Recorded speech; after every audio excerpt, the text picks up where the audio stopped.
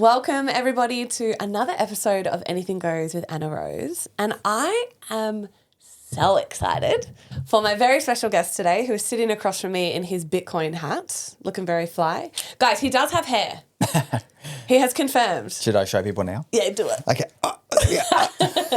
That's what you're going to see. No, I loved it. I was like, I love your hat. And Matt goes, I have hair. And I was like, show us. No, so Matt Fraser is on the episode today. Welcome, Matt. Thank you so much for having me. Great to be here. Love this. I'm so excited for this conversation. I was like, we have to start because we have been talking off camera for I feel like 20 minutes. Yes. Literally 20 minutes.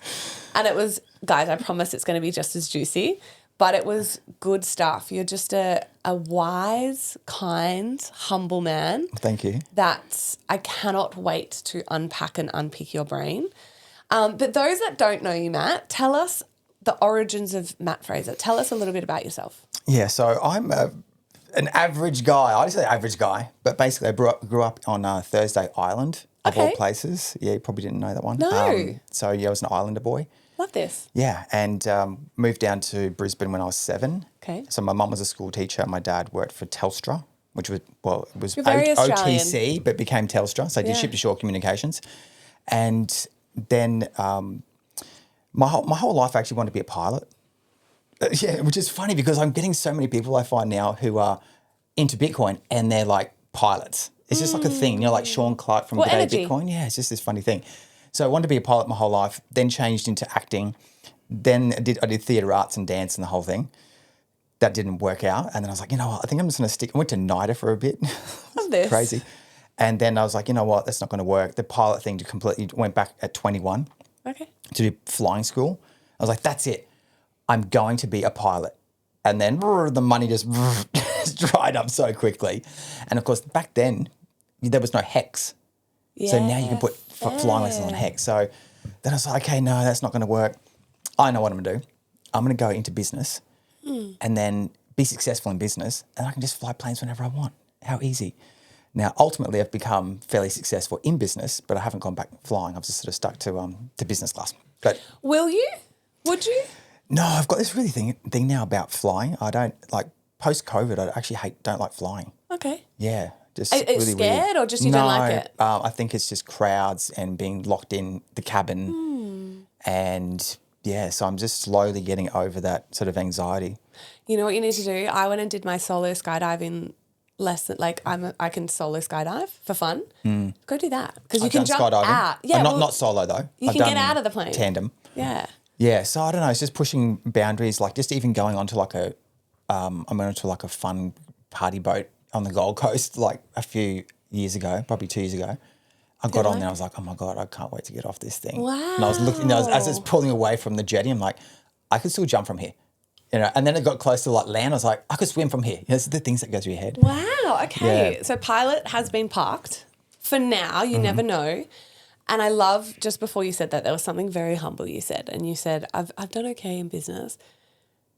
You have done more than okay. You are like the king, to me, of e-commerce. I think you've done remarkably well. I learned of you through Adam Hudson, who I adore. I know he's close with you. And I think he's been in your world for a long time. Yes. I literally had followed him for several years when he was doing the e-com stuff, Amazon stuff, always interested. I just never did it at the time. And now I do e-commerce lol and he doesn't do it anymore. And you don't either. So I'm transitioning out of e-com. He's it's dragging its feet. Okay. I'm trying to kick it away. Okay, get gone. Get off me. I don't want to know about you anymore. Yeah. But it's sort of just hanging on. I'm literally just selling out of all the remaining stock. Right. And just closing stores down and everything. Yeah. Can we know what it is? You talk about it? Yeah, I do a breathing device that's manufactured in Australia. And so my win, we're going to talk about that because what's the win? Yeah. So I rather than inventing my own product, I found it's kind of found me actually. We kind of found each other, an existing product. Yeah. And I took that to market. And I just signed up an exclusive distribution agreement on that and was like, boom, that was it. Far out. It was crazy because my first 2 products didn't work out. Yeah, so my meeting of Adam was through the Reliable Education Program. That's it. I was like, I can't remember back in 2000, I joined in 2016. did their very first VIP program. Yeah. Paid for that with money I didn't have. I was absolutely broke at the time. Wow. Yeah. Did you know that? No. Yeah, I was broke. I Because had to no me, money. this is just a minute ago. Like, I feel like 2016, although it was, someone math me. 9 years. Yeah. I look to Ryan. I do not do math. I like money, but not math. That's incredible. Yeah, it's an interesting story. And I'm sure people want to know, like, what do you mean you were broke? And of Yeah. course, everyone has this kind of a story of where they were like down in the gutter and then their back was up against the wall, whether it's financial or other. Yeah. Yeah, relationship, for example. Yeah. And so my wife and I, having moved from Brisbane down to Tweed Heads, bought this Hungry Jack's restaurant. Oh, you're kidding? Yeah. So we bought this Hungry Jack's restaurant. We'd always wanted to own a McDonald's restaurant, right? So you went to second best. We used to work at Macca's together. Is that how you met? Yes. Guys. I know. So romantic. So cute. And so, yeah, the dream was like, hey, we're going to buy this McDonald's store. But that was when we were about 19. We didn't have any money. So we're like, okay, let's just get into something else. We started getting into property and we bought about 4 properties within about 4 years. This is around the 2000 mark. Yeah. Before properties really took off. Yeah. And then we sold some of those properties eventually, like 10 years later. We're talking like 29 now. Yeah. Sold the properties. I had a Wizard Home Loans franchise as well. Sold wow. that. So really into business. Sold that. Yeah. And then put that money into what became a Hungry Jack's restaurant. We couldn't get the McDonald's. So it was in Tweed Heads. We moved down here. We're like, Anna, we thought we'd freaking made it. Yeah. Yeah, we were like 29. Yeah. And we're like, fuck yeah. Fuck yeah. And it was a 10-year dream. Yeah. To own this fast food restaurant. Because all the people we saw around us, remember back in the 90s when all the footballers owned McDonald's franchises, Yeah. the ex-footballers, right? And we're like, they must know something. Those footballers must know something. And every McDonald's franchisee was driving a nice car. Yeah. Yeah, so we're like, that's it, we're going to do that. So we bought this Hungry Jack's restaurant. We're 29. Far We're like, out. we've made it. 1 year later, the government decided to put roadworks through right in front of the restaurant. Completely destroyed the sales, like just plummeted. Which is Gold Coast Highway right now for most of Gold Coast. Yeah, it was actually the Sexton's Hill bypass, which is just before you go over to Kingscliff. Yeah, yeah. Okay, now that used to go up over the hill. Now it's like they cut through the whole mountain. Yeah, yeah. Okay, so it was 3 years Yeah, okay. of absolute destruction. Yeah. Yeah, and so we went into this just like this debt spiral of. And can I ask, because I've actually been really interested with watching every business pretty much close on Gold Coast Highway right now with the tram. Oh, I feel for them. It's brutal. Does the government subsidise or? No. No, okay. We went Interesting. through all sorts of meetings with the state government and it was just basically, look, as what you've said before, too bad, so sad. Yeah. So Wow. that was the like, and every day was like, I said to Paula, my wife, should we just declare bankruptcy now? Because I really don't see an end to this. We're working our guts out to pay for everything to stay open, including obviously the staff and and everything. Food, yeah. Right, the whole thing. And we're taking nothing. Yeah. We're actually going backwards. Yeah. Yeah, so just more and more debt.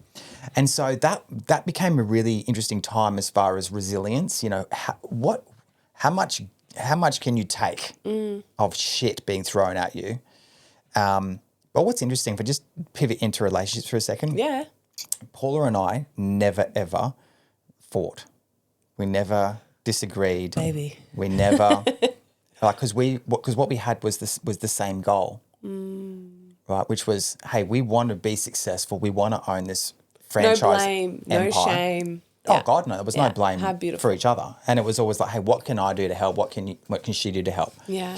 And so, yeah, we just kept pivoting and like looking for things to cut back on in expenses. I mean, it was so funny. We even cut back on the music that plays in the background. Yeah. Yeah, that music that's gone.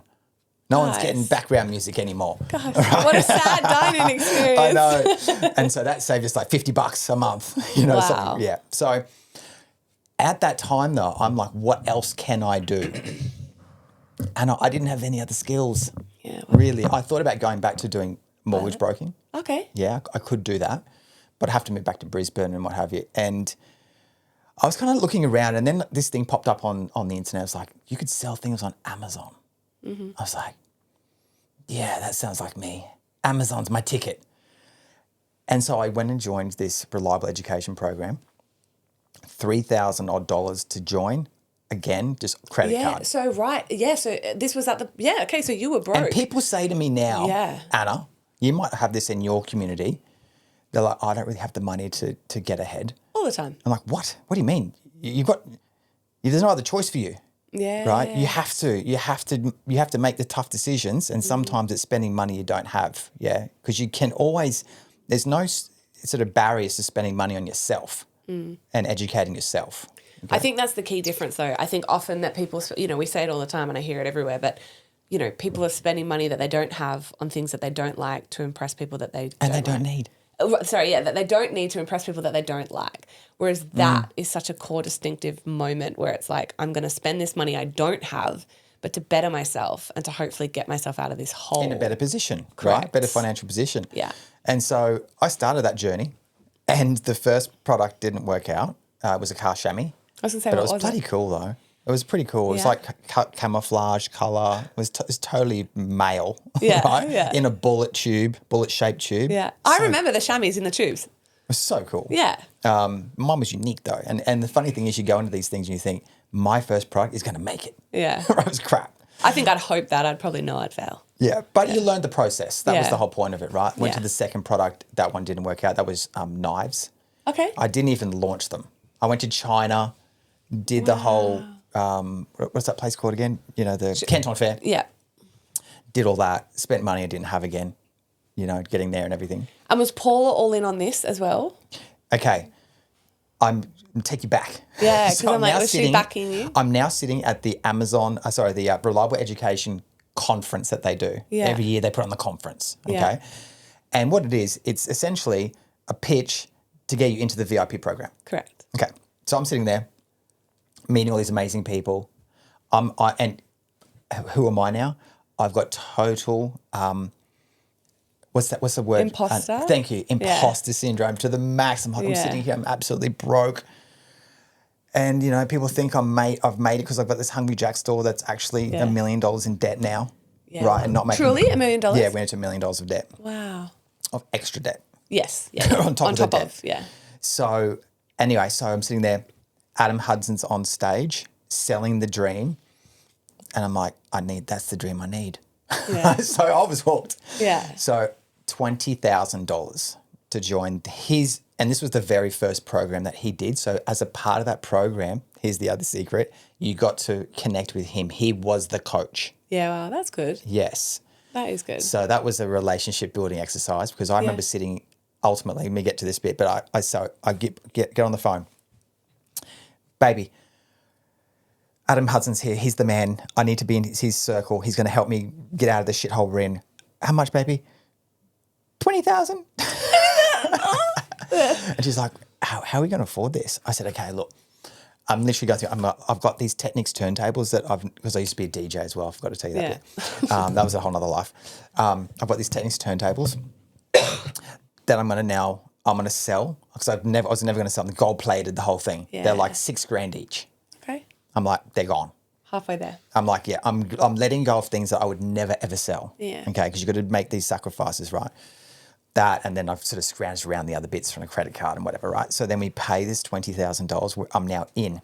Yeah. And so my wife at the time said, look, if you think it's right, then I'll back you. That's like Ryan. That's beautiful. That's the key, right? We're drowning in debt and I'm like $20,000 in this thing. She's like, okay, well, if you think that's right, I'll support you doing this. And so what this a queen. Goes back to, though, Anna, you've got to be aligned with your partner. Yeah. I'm blessed. Every day I wake up, I'm like, oh my God, I can't believe I'm with this woman. She's incredible. Right? And I mean that. Like, and I even tell her all the time, I was like, I love you more than, I love you the most. Yeah. But it is really like that. And I think if you're aligned on your goals and where you want to head in life, you always come together for that, right? You'll make decisions that help each other to get to the destination, so to speak. It's so true. And I'm gonna like get you back to your story, but it's funny, Ryan and I did an episode yesterday and I know he said it off camera, but he was saying, I'd asked him a question because I've got a community of queens and I'm in an investing series at the moment. That's why you're here. Mm-hmm.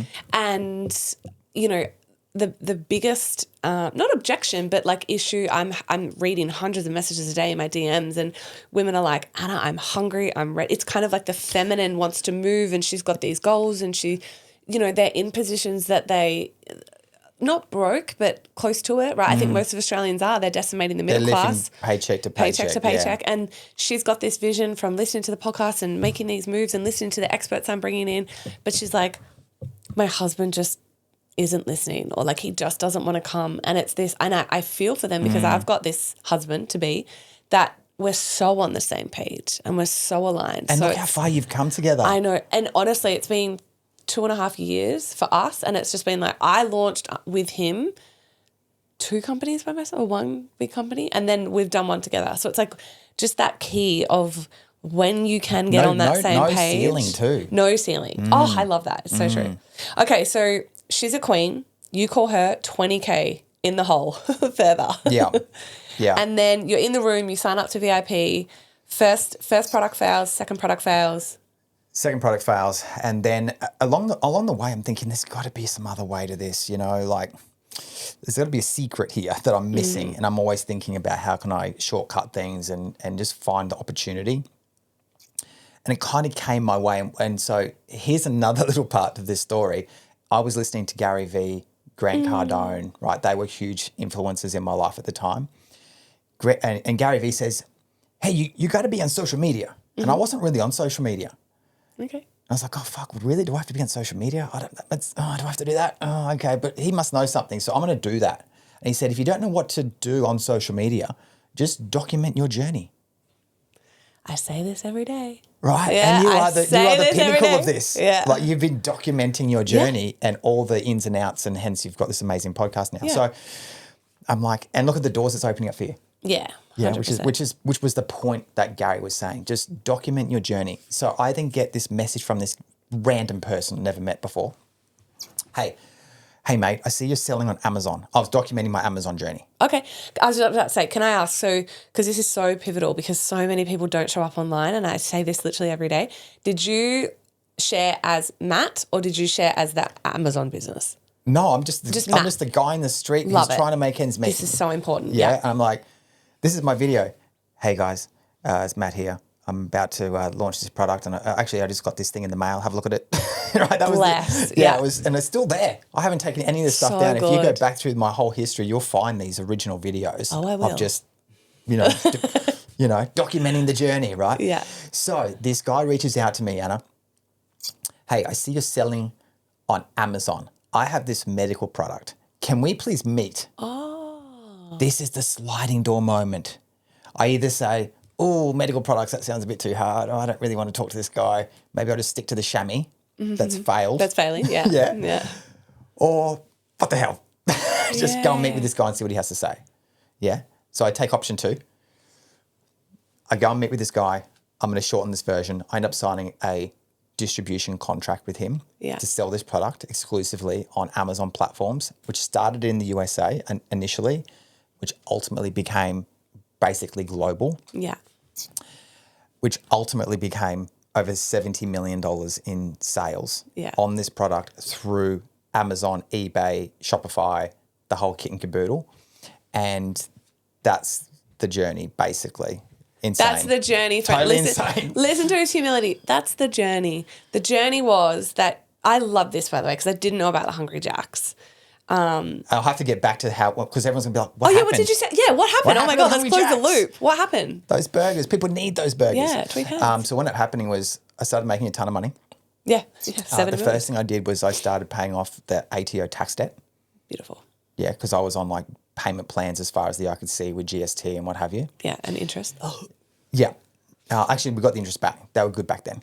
Okay. Yeah, back then, friends. they were good back then. And so we paid off that. I had actually accumulated a lot of debt with also Hungry Jacks. They gave us a credit, which were and can I just say, Jack Cowan, instrumental in helping us. Oh. He's the owner of Hungry Jacks. He founded Hungry Jacks. Okay. He's a billionaire. He sat down with us and said, look, whatever I can do to help. Wow. Right. So that's the kind of guy that he is. He really wanted us to succeed without just saying, oh, look, let me just pay everything out. Right. Yeah. He wanted to help us through that period. Or buy it back. there was those options were floated to us. Okay. Yeah. I wondered. But ultimately we didn't go that way. People are going to be shocked at this. My parents, because we couldn't get money from anywhere to consolidate more debt. Yeah. You know, You're I out don't of know if anyone options. knows this stuff. I'm like a debt expert now. Yeah. How to get into more debt with Matt. Lived experience. And then how to get out of it. Yeah. So a major bank at one time had contacted me. We had a very small debt with them, 200 grand. Small debt. Never missed a payment. Yeah. Never. Rang up. They said, we don't want your debt anymore. We have 30 days to leave. And what we're going to do to encourage you to leave, we're going to put you on default interest. Right. Default interest goes from like 9% to like 22%. Can they? Absolute bastards, man. I hate I've never banks. heard this before. I hate a lot of banks. Yeah, that's what they did. Yeah, never missed a payment. Right? They're just like, They can fire you as a client with debt. Wow. Yeah. Yeah, and they said, we just don't want that debt anymore. It's not within our spectrums of what we want to basically fund anymore. Wow. So can you please leave? Yeah, it was brutal. So what I had to do was I had to go to my parents and say, we have to get out of this. We are going down the toilet even faster now. Yeah, so what ultimately happened was, then bless my parents, they took money out of their super to the tune of $1 million. They had $1 million accumulated and just said, here you go. Oh, it was brutal. It was so brutal at the time. And there were times I rang them and, you know, I was like, look, I don't know how it's going to go, to be honest, even after I'd taken the money. How did that feel as a man?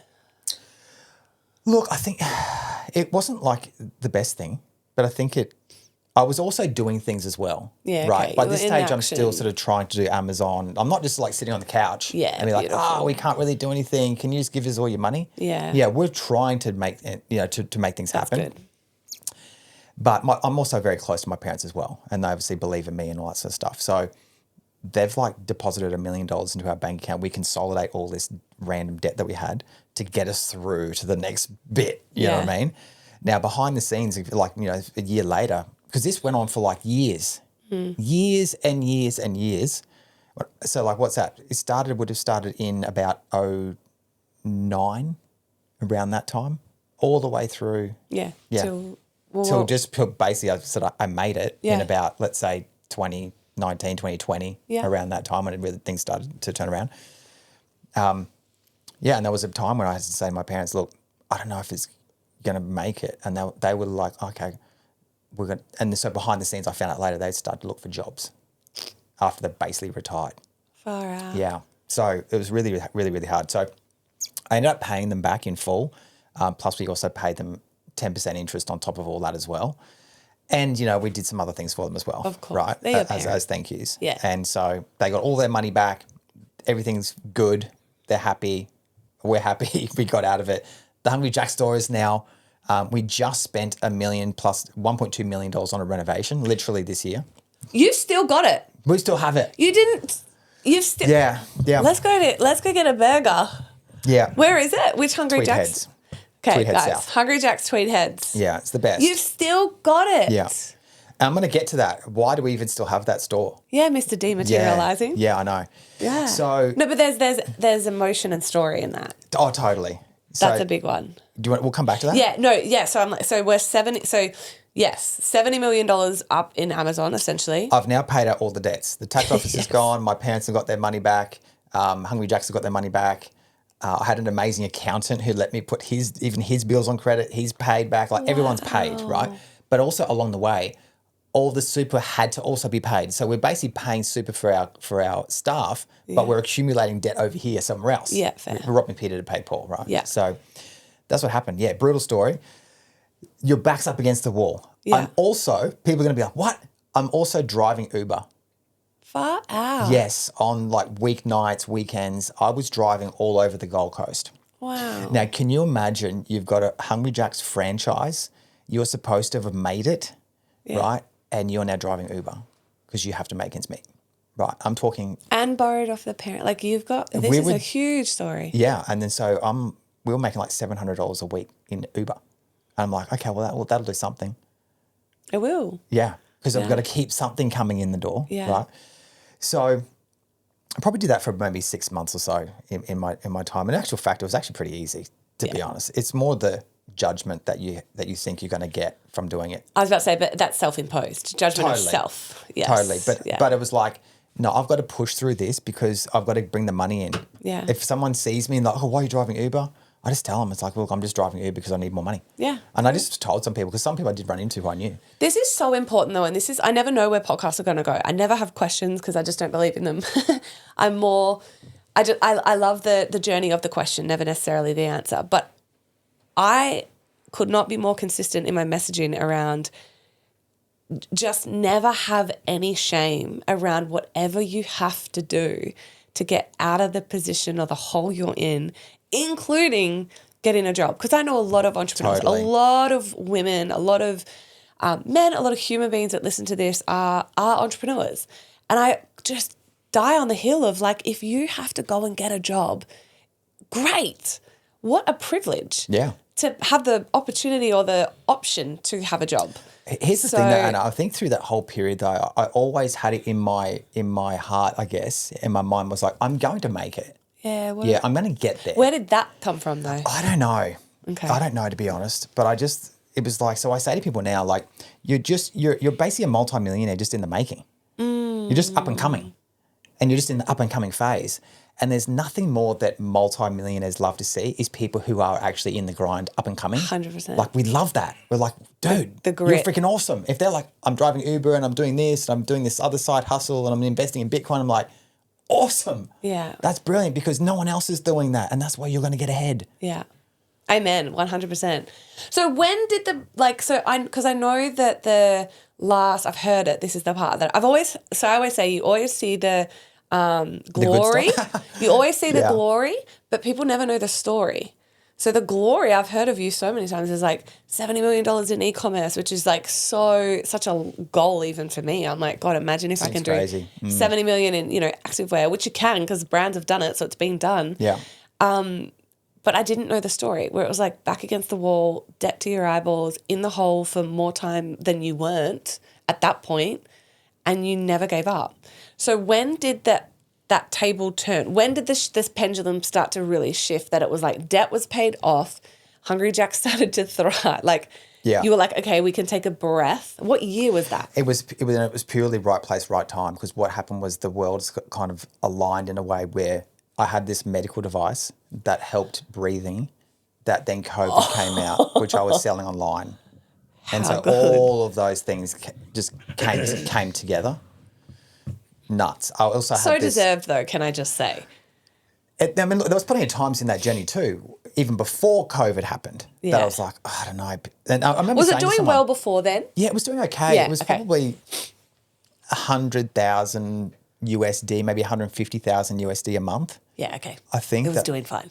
Yeah, it wasn't like setting the world on fire. But as far as Amazon world goes and in people in that community, if you were doing over 100, you were like, oh, wow, that's amazing. That's my goal, yeah. Oh, right, yeah. It was like, that's incredible. Yeah. And then you get to that going, you're like, oh, what you realise is just reinvesting back into more stock and advertising and things like that. And it got to this point where I remember there was just so much money coming in.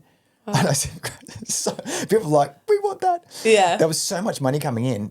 Even after it paid for all the expenses, just like there's just like hundreds of thousands just left over in your bank account. Can you imagine? Yeah. Hundreds of thousands a month. Yes, please. And so and it's a really interesting because you think, okay, wow, this is good. Like I've paid off all the debt. There's hundreds of thousands every month just left over. Can I say though, what I love about stories like this is like, could you imagine? And I'm like, yeah, that's what I want. And for me, I know I can answer this question with a lot of integrity. Would I be willing, though, to go through what you went through for the decade before, say, to get to that point? Now, I know my answer would be yes, because I know my resilience and my grit. But I can guarantee you if, you ask, and they'd probably lie and go, yeah, I would. But I don't think they would. I don't think that most people would actually go through being in that much debt for that long and, robbing Peter to pay Paul to, having to go to your parents. They would have declared bankruptcy way earlier. They just said, hey, we're going to do that. Right. So we didn't declare bankruptcy. We just sort of kept going. And maybe that was stupid. I don't know. But that's the way it ended up. How was your health? I'm interested. I love health. I'm like, I actually started doing Kyokushin karate at that point, which is basically a karate. Yeah, Kyokushin. Yeah. Yeah. I did that for pretty much all of last decade. And that's where I connected with Lloyd on the fighting. He's like, yeah, I went to the boxing ring. Yeah. So, and I think that also helped because, you know, when you're fighting and Kyokushin is a full contact sport. Mm-hmm. Yeah. It's not just putting around. And it was brutal actually going into my first fight too. It was like a full contact fight and you're just punching the crap out of each other. So that's more of a mind over matter thing. Yeah. Yeah. So again, this is about resilience and pushing through what you think you're capable of. And I would never, like, take me back 10 years before that, I would have never have thought I'd end up in like a full contact fight. Do you still do it? No. My girl, I've just started taking my girls to the dojo now, so I've sort of transitioned.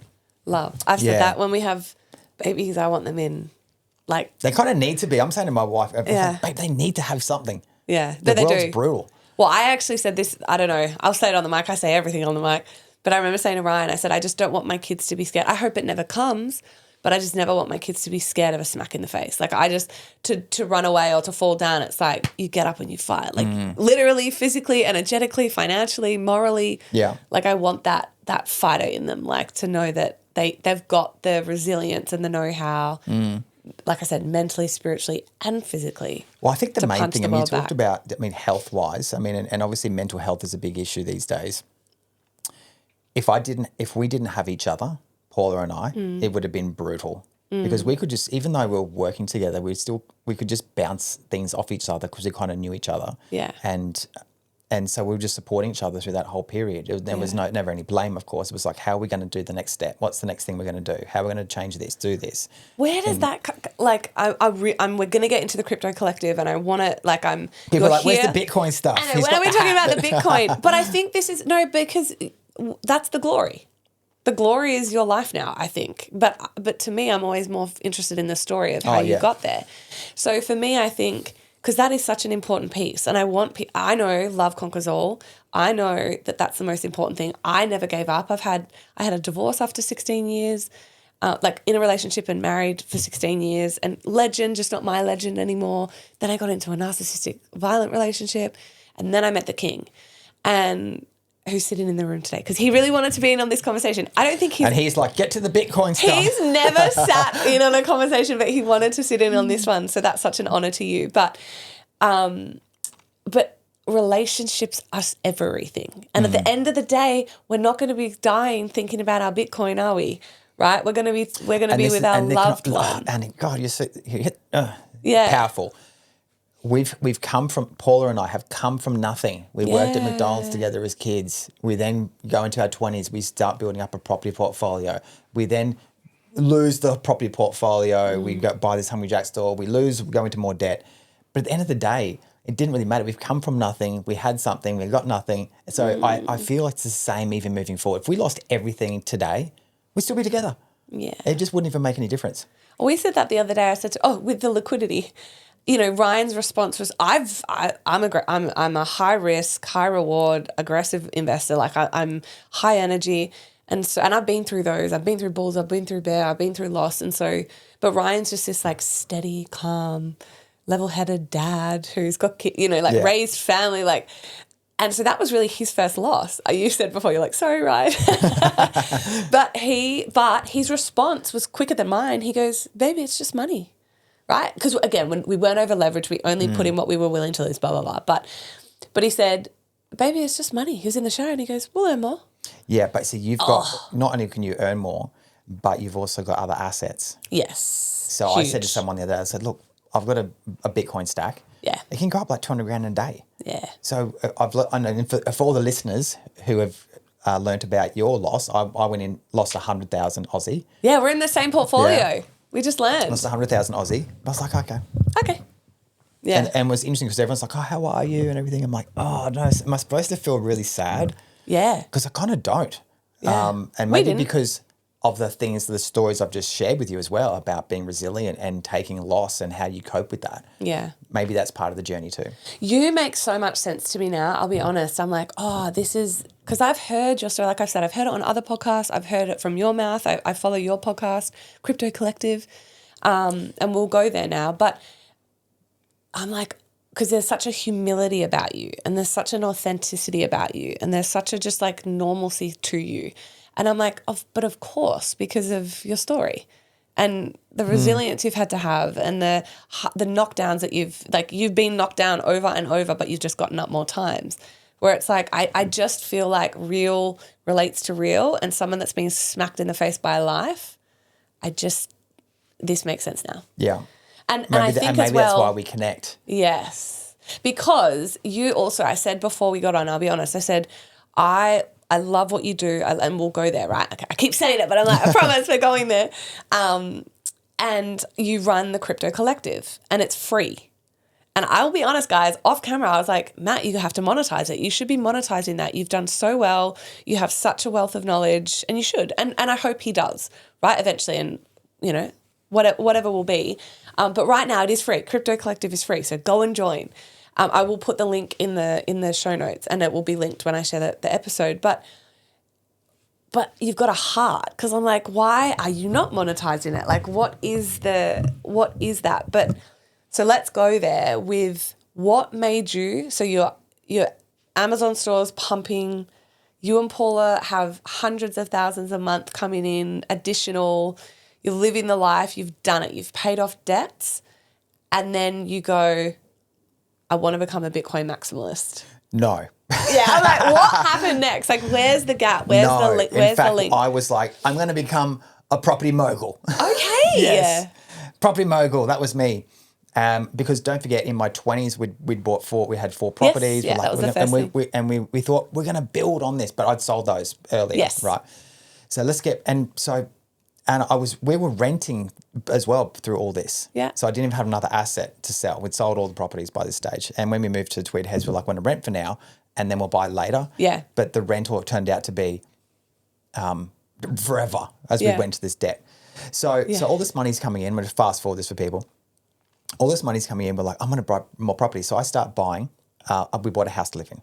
Okay. Very, very modest house, $800,000, 4-bedroom, to lock up, had a second bathroom, right? Yeah. It was amazing. And it was a nice house. We're like, because when you have a house, it's like, this is ours. Yeah. Yeah. So, we're doing millions of dollars a month, but I just bought an $800,000 house because I just wanted to because you're a smart man. I didn't want to overcommit to like some mansion, right? Yeah. Then I was like, okay, we're going to start buying up some commercial property.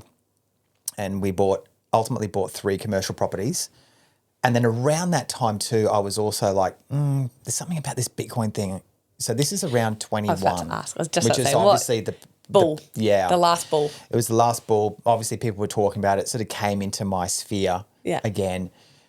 Keep in mind too, let me go back to the Uber story. Let me go back to the Uber story. Oh yeah? I'm driving Uber. This guy gets in. This is like 2017, 18 roughly. He's like, I think I'm going to buy Bitcoin. The Uber driver turns around and says, don't be an idiot. That's a scam. And let me tell you, that was the last, you'd know this, but the 2017 was when I got in, because that was the bull run before 2021. Yes. So yeah, so that makes, I'm like laughing because I'm like, yeah, of course he said that. And of course I was the expert who was driving the Uber. Yeah. Right, so listen to him. In $1 million worth of debt. Yeah, listen to him. He must know something. And so, of course, then what I did is I made this decision though too, which was like, I want to go down this Bitcoin path, but I've done so well with investing in myself, with coaching with Adam Hudson at the time. Mm-hmm. I'm going to find someone else who's in this space so I can just learn quick. Smart. Yeah. And so then I drop another 20 grand now I've got the money. Yeah. Were they good though? Yeah. Because the first thing they taught me was how to protect the Bitcoin. Beautiful. Okay, they're very good. First, number 1 rule. Beautiful. How to protect the Bitcoin. Yeah. Yeah. And sovereign ownership. And unfortunately, a friend of mine didn't think it was such a good idea to get educated. So he ultimately ended up losing everything in the Celsius debacle. Yeah, he lost 50 grand, and that was his whole life savings, right? And this is the difference. Because he kept it on an exchange. Well, yeah, and he'd staked it all up as well, right? Staking is like me. Yeah. Not everything on one exchange. No, correct. Right? Yeah. So, and this is, I guess, when you talk to people too, Anna, it's like, you've got people who are successful. Had they become successful? Oh, they got coaching.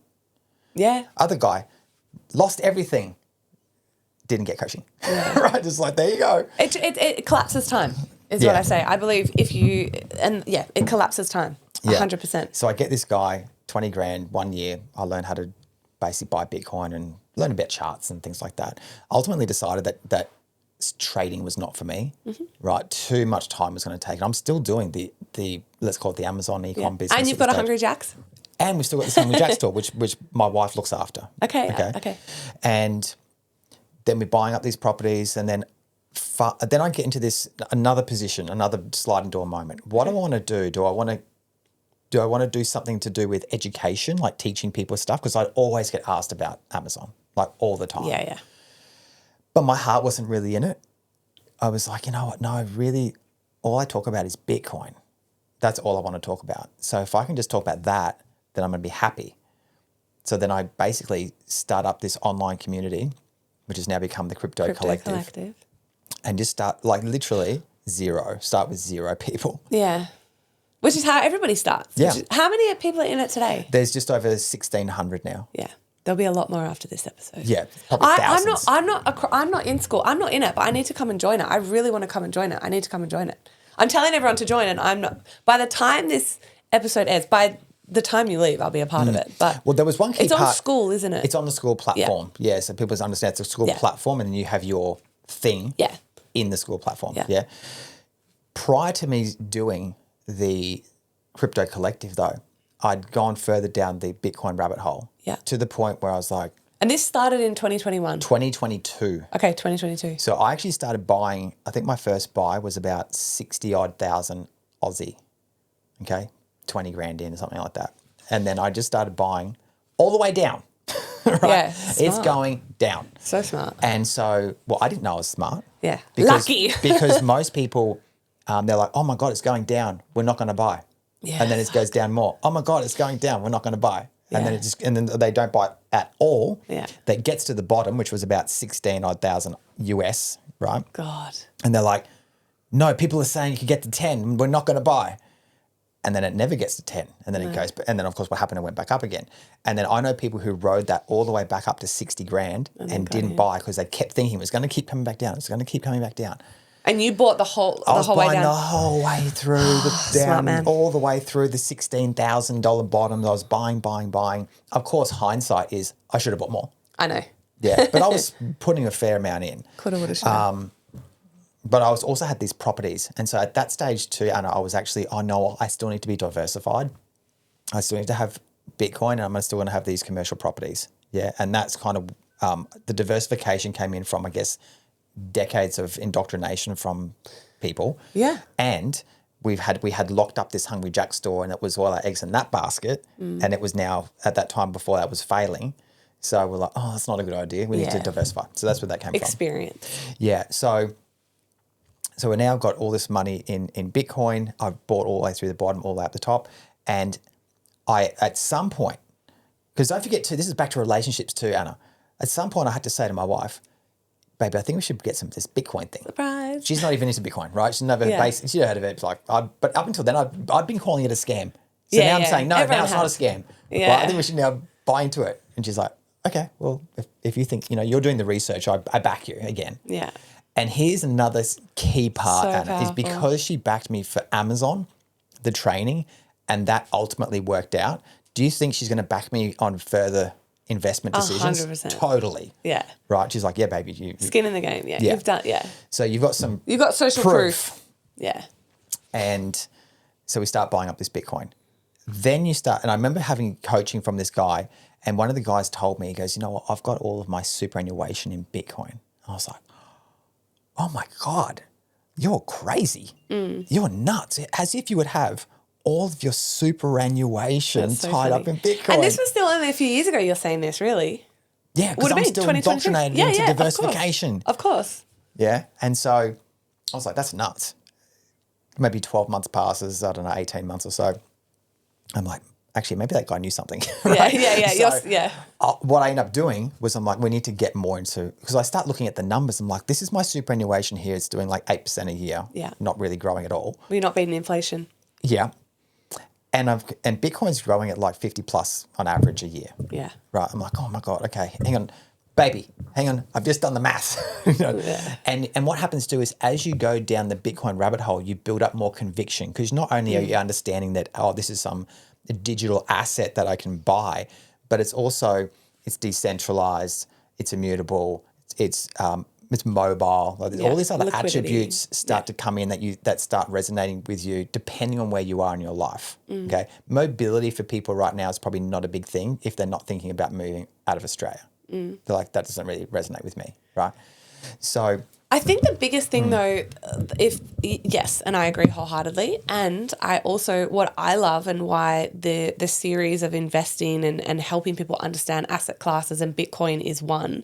And it's my asset class. So I've brought on property experts, Olivia. I brought on share experts, which was Lloyd. And then I wanted you to come in as Bitcoin because I know how passionate and convicted you are. To the point where you are dematerializing all of that wealth that you have built in other areas and putting it all into Bitcoin. And I say openly on the podcast that the asset class that I have aggressively been in since 2017 is Bitcoin and Ethereum. you're like a pioneer. I'm an ETH girl as well. I know that's not. I know some people disagree, but I still love Ethereum. And so, yeah, pretty much, especially for women, I'm definitely a pioneer. I also, because then I started an NFT, which is done extraordinarily well, because, and this is why I was speaking to Tony earlier, the billionaire, around the technology of blockchain and decentralization and sovereignty, and how what I loved about the arena, industry, essentially, the store of value is that government and corporation couldn't hold it, and that no one could come along and tell me I've been a naughty girl and they were going to freeze my accounts. Oh, where did this come from though? Well, I've got a moment. I'm interested to hear your moment. I think so. When I was younger, I love that question. I genuinely think it has come from my time in politics. I spent 4 years as a young woman, from 20 to 24. Yeah. Working in federal parliament with a federal member of parliament, and I was his right-hand woman. And being inside the walls where legislation is robustly birthed and discussed and voted on, I had this idea that Australia was like this wonderland, and I was 20, so this is like 17 years ago. And government had our best interests at heart, and we would always be protected, and that's how democracy works. And then I was inside the walls and, watching legislation, the bell rings. And I remember this one day, the bell was just fucking ringing and it wouldn't stop, which is a vote. So get to the Senate floor, get to the House of Reps.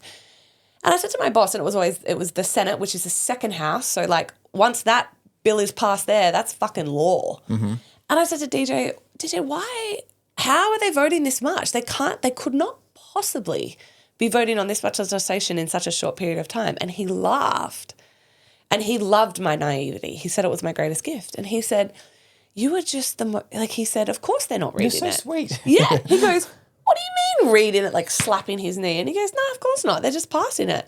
And I was almost in tears, incredulous that. But just let me pick up on this, because I don't think people are clear. What you're saying is that these legislation was coming through, these laws were coming through that they were voting on. But the point being is they actually had no idea what it was about. And they were just voting it through, but had no understanding of what they were bringing in. And I'm like, you don't have our best interests at heart at all. And you're not going to protect us ever. And you were doing deals in the members' dining room, which I wasn't technically allowed into, but my boss always brought me into. And I understand why, because the big boys sit at the big tables and have big conversations that I shouldn't have been privy to, but I was. And I was like, wow, like corporations run the government. Banks are both sides, right? The banks and corporations run the government in essence because of they donate to their campaigns. And so at any point, a bank can say, you've been a naughty girl. I'm going to take your account. I'm going to debank you, essentially. Or the government can legislate something that changes the landscape of our nation, or debases the currency, which is exactly what they're doing now, printing money, and we're fucked. Yeah. And so in 2017, when everyone was calling it a scam then, and I remember my ex-husband I'll never forget, Morgs was like, it's a scam, it's a scam, it's a scam. And I was like, I'll buy it.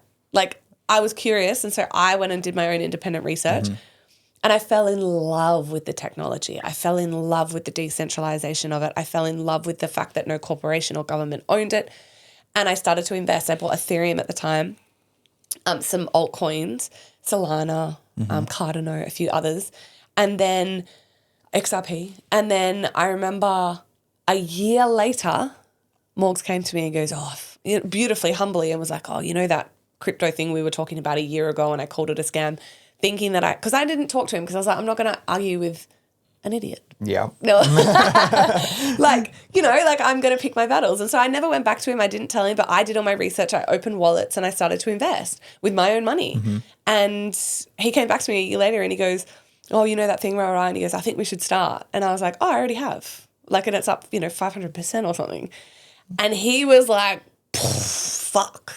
Is he like, we're thanks, rich, baby. we're rich. Yeah. He got it in the divorce as well.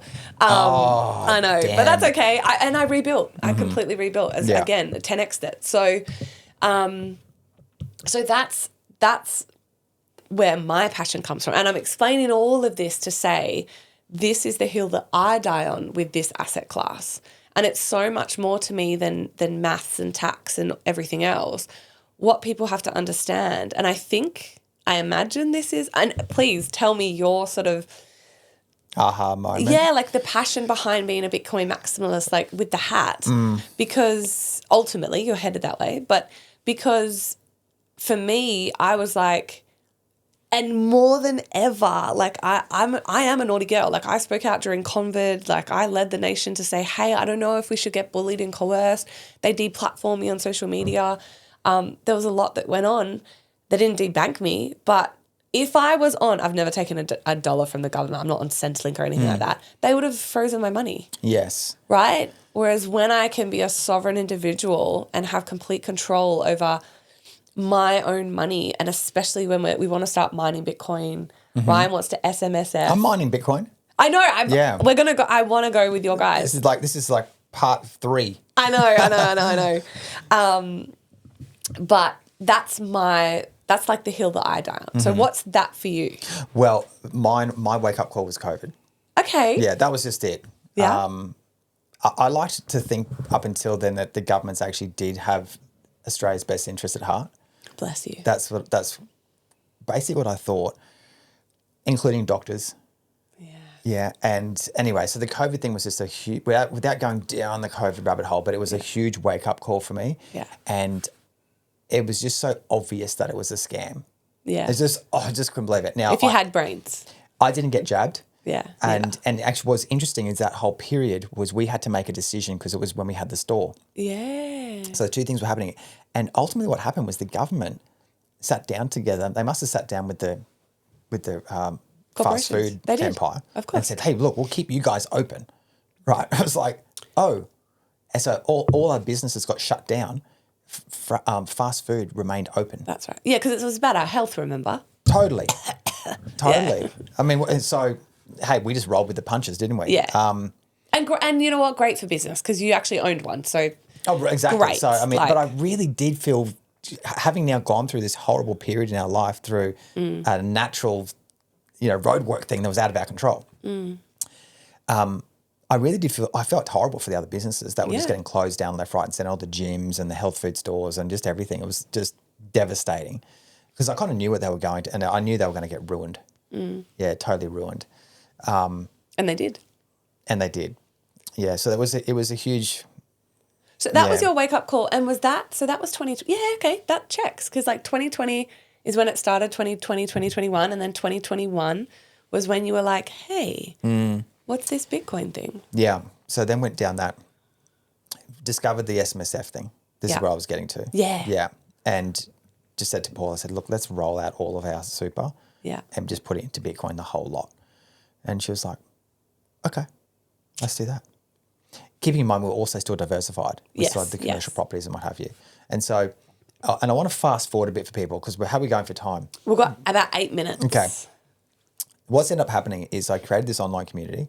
Everyone's now piling in to understand what it's all about. And what I put it together for was actually to help people who want to transition from their super into SMSF. Now, I'm not a tax advisor or a financial advisor, but I can just provide the go-to people who can help them facilitate that. Education. Yeah. So, and it's become a group of just like-minded people who are in there, which I don't know, you probably would know this. There's not many people you can really turn to and talk about Bitcoin, to be honest. They're like what you happened with your husband, right? Oh, that's stupid. Yeah, crazy.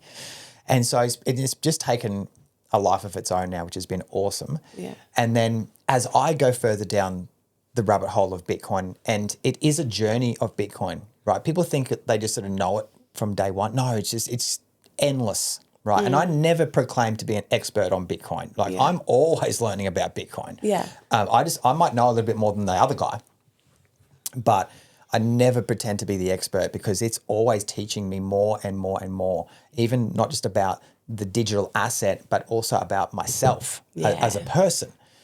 And so what ended up happening, Paula, I think we should sell some of these properties to put into Bitcoin. Get it, girl. Yeah.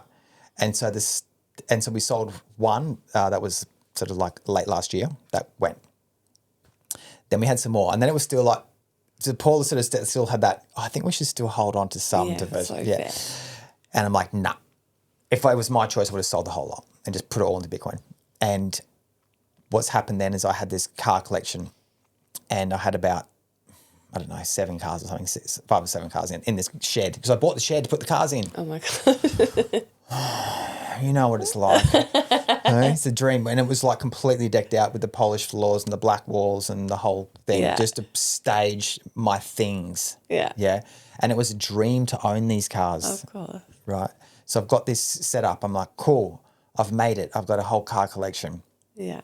I then get to this point. I'm like, you know, it's actually really inconvenient having all these cars. I've got to not only house them, I've got to service them. I've got to rego them. I've got to do it. And like 7 of them. Yeah. So I was forever running around just doing things for the car. They started to control my life. Yeah. And so then I started to like, oh, okay, let one go, sell one. Then I was like, you know what? I'm getting rid of all of them. I've got to go. Right. And I just made the last decision, bang, all gone. Literally rang up an auction house and said, sell the last 2 that were remaining in the shed. And they would have been the favourites, I would imagine. Yeah. Of course. They were the favourites. And I haven't thought about them since. Wow. And so I have this thing like, even and did you put it all into Bitcoin? Yes. Yeah. This is because I knew that. So I'm like, I wanted to, this is what I mean. Like the conviction piece around that is enormous. Right. And now because I've sold the cars, I can now sell the shed. Yeah. You see? So you have to do it in stages. Yes. The dematerializing, you can't just click your fingers and it all disappears. Yeah. You have to plan it out. Yeah. And so I now have contracts on, one settles in like a few days. Ooh. And then I've got another one that's settling in about 4 weeks. Then I've got another property, residential property I put on the market. It has its first open house on the weekend, right? So that's going. Wow. And then I'll have no investment properties whatsoever and just my owner occupied house. Yep. And the Hungry Jack's business. Yeah. And so we started off in the beginning talking about you still own that Hungry Jack's business. Yeah.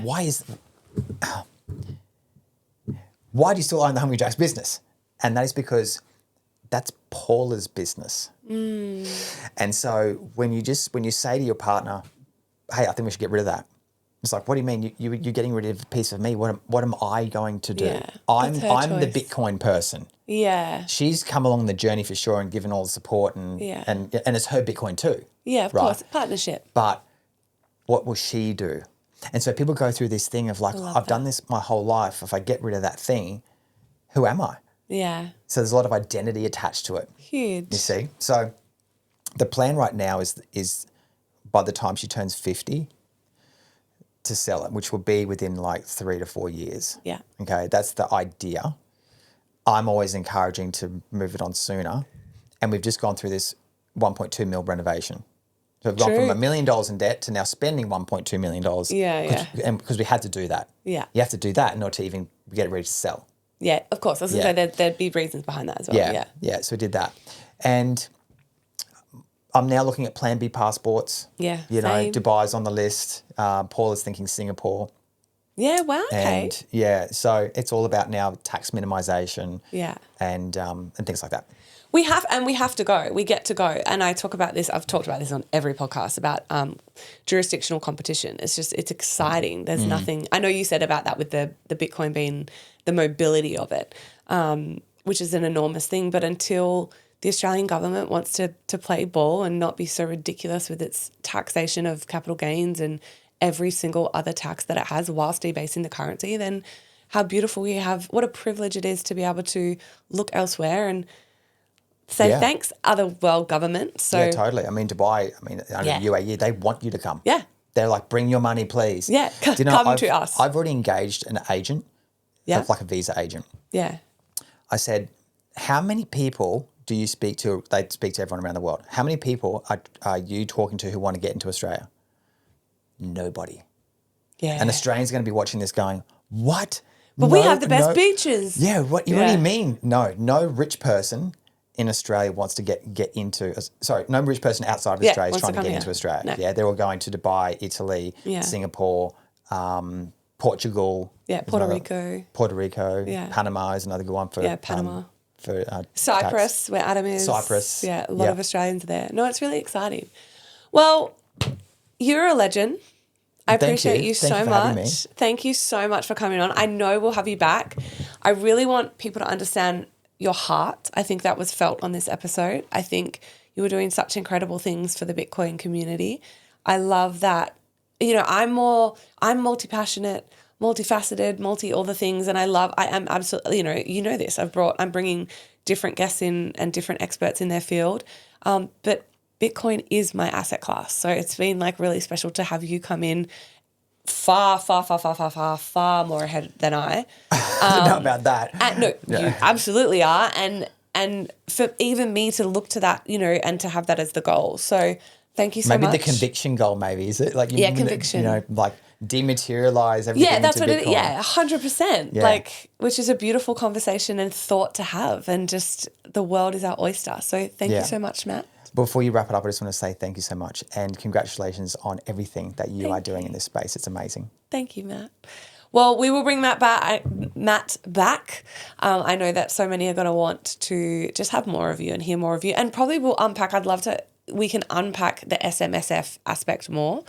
But if you are interested in anything Matt said, go and follow him. I'm going to put his Instagram, I'll put the school link to Crypto Collective. Yeah. I will put his podcast. I get frustrated when you haven't got a new episode. I'm like constantly refreshing every day. I'm like, come on. It's great. So well done on everything that you do, and everyone will be able to find you. Do not worry. So I'm more saying that to the listener because they're going to be like, I want him.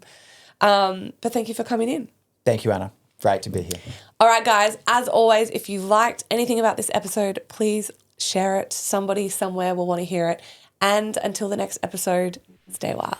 Thanks so much for listening to another episode of Anything Goes. And if today's episode gave you maybe a new perspective, a little bit of a laugh, you learned something new, or just loved our trip to Taboo Town if we went there, it would honestly mean the world to me if you could leave me some love with writing a review and sharing this episode to your socials.